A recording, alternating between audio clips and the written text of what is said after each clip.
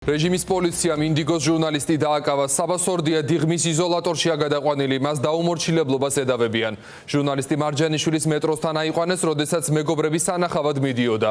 როგორც ჩანს, ოლიგარქის პოლიციამ მას ადვოკატებთან დარეკვის შესაძლებლობა არ მისცა. საბასორდიას ადგილსამყოფელის დადგენა მეგობრებმა საკუთარი ძალებით შეძლეს. მათ ჟურნალისტის სკუტერი ქუჩაში დაგდებული იპოვეს. ლიზი ვეკუა იმყოფება დიღმის სამმართველოსთან, ის ახლა პირდაპირ ეთერში გვერდდება. ლიზი, გისმენთ.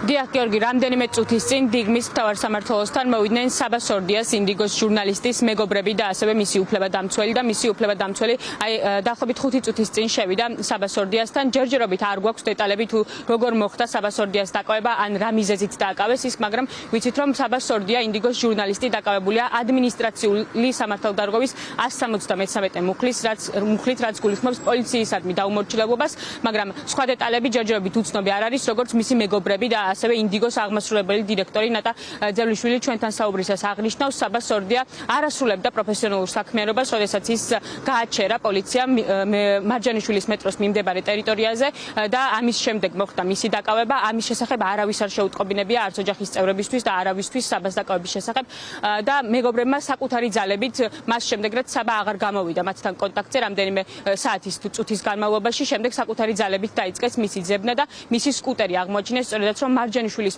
მეტროს მიმდებარე ტერიტორიაზე. ამის შემდეგ ისინი მივიდნენ საპოლიციო განყოფილებაში აღმაშენებლის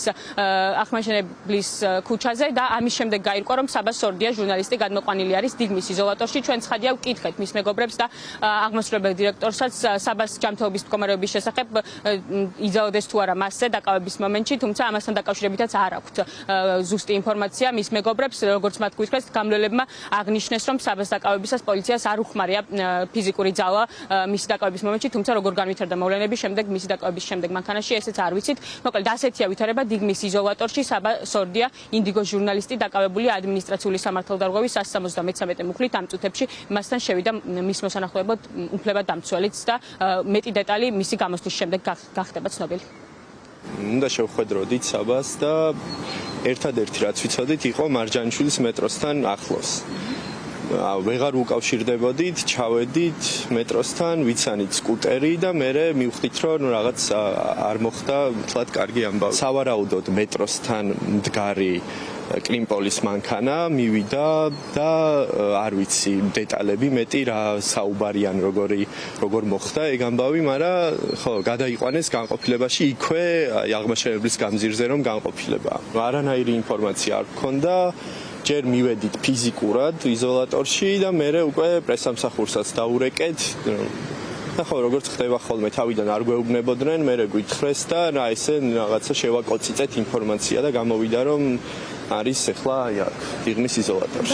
დაახლოებით 2 საათის წინ, ალბათ შეიძლება საათნახევრის წინ რაღაც ეგრეა. მე დავრეკე პრესამსახურში, სადაც მითხრეს რომ არის დაკავებული პოლიციისადმი დაუმორჩილებლობის ბრალდებით და გადაყვანილია დიღმის იზოლატორში. მეტი ინფორმაცია ამ ეტაპზე არ აგვაქვს. ველოდებით ახლა რომ მოვიდეს ადვოკატი, შეუშვან და გავიგოთ რეალურად რა მოხდა.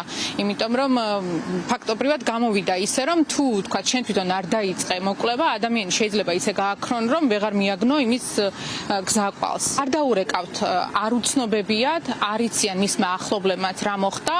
მე უფრო მეტი ვიცი ვიდრე მისმა ახლობლებმა და ფაქტობრივად ჩემი მიერ ინფორმაციის გავრცელების შემდეგ გაიგეს ოჯახის წევრებმაც საბას დაკავების შესახებ. უცნაური ჩემთვის ის არის რომ მაშინვე გავიგეთ ფაქტობრივად რომ გადაიყვანეს საბა პოლიციის განყოფილებაში და იქ რომ მივედით იზოლატორში უკვე გადაყვანილი იყო. ისე სწრაფად გადმოიყვანეს იზოლატორში რომ დამატებით ინფორმაციის მოპოვება ვერაფერი ვერ შევძელით, არ ვიცით რას ნიშნავს ეს დაუმორჩილებლობა, რა მოსთხოვეს საბას. ერთი რაც ვიცით არის ის რომ ის არ ასრულებდა ჟურნალისტურ საქმიანობას, თუმცა საბა იყო ის ჟურნალისტი, რომელიც ინდიგოსთვის აგროვებდა მასალებს საპროტესტო აქციებიდან. არ ვიცი უკავშირდება თუ არა რაიმე მის საქმიანობას, მაგრამ ერთი რამე მინდა ახლა ყველაზე მეტად რომ საბას უფლებები იყოს დაცული და გავიგოთ რეალურად რა მოხდა. სამწუხაროდ ამ ქვეყანაში, როდესაც პოლიციაში ხვდება ადამიანი, ნაცვლად იმისა, რომ დარწმუნებული იყო, რომ მისი უფლებები დაცული იქნება, იმაზე უფრო ღელავ ნაცემი არ იყოს და რაიმე ფიზიკური ზეწოლა არ მოხდეს მასზე. დიახ, როგორც უკვე გითხარით, საბა სორდია ინდიგოს ჟურნალისტი დააკავეს ადმინისტრაციული სამართალდარღვევის 173 მუხლით. ჯერჯერობით უცნობია თუ როდის ჩაინიშნება მისი სასამართლო პროცესი, ან 24 საათიან ვადაში გამოვა ის თუ 48 საათიან ვადაში. როგორც უკვე გითხარით, მეგობრები აღნიშნავენ, რომ ის არ ასრულებდა პროფესიულ საქმიანობას, თუმცა აღსანიშნავია ისიც, რომ რეჟიმს ახლა ამოგებული ყავს მიზანში ჟურნალისტები და მეგობრები ამასაც კი მოიაზრებენ, რადგან კარგად გვახსოვს საბა სორდიაზე მრავალჯერ თავდასხმის ფაქტების, მაგალითად 2024 წლის 14 მაისს საბა სორდიას პროფესიულ საქმიანობაშიც კი შეუშალეს ხელი, ამიტომ ზუსტად არ ვიცით რა მოტივით არის საბა სორდია დაკავებული, თუმცა ჩვენ ვჩებით ადგილზე და მოვლენების განვითარების შესაბამისად მოგაწვდით ახალ დეტალებს.